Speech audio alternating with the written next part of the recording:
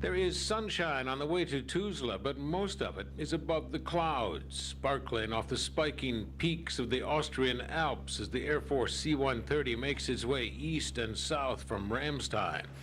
Captain Robert Wilson of Dayton is the navigator. On this trip, there is fog. It takes 3 attempts to land.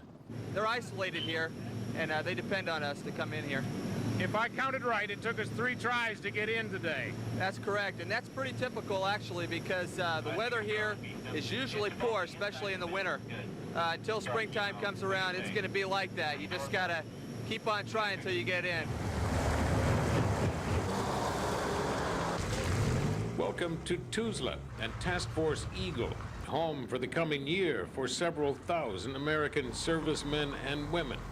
This bunker housed MiG fighters when Tuzla Air Base was operated by the Yugoslav Air Force. Now it's temporary home to the 1st of the 1st Squadron, 1st Cavalry.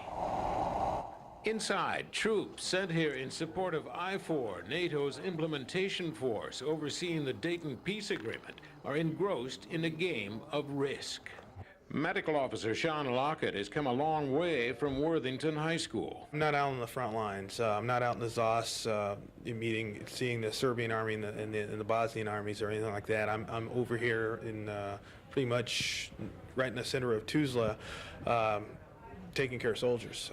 Fire Control Officer John Berlin of Circleville coordinates artillery for NATO forces in his Polish Nordic Brigade. Ground when they're in the spot, if they need it, we can give it to them.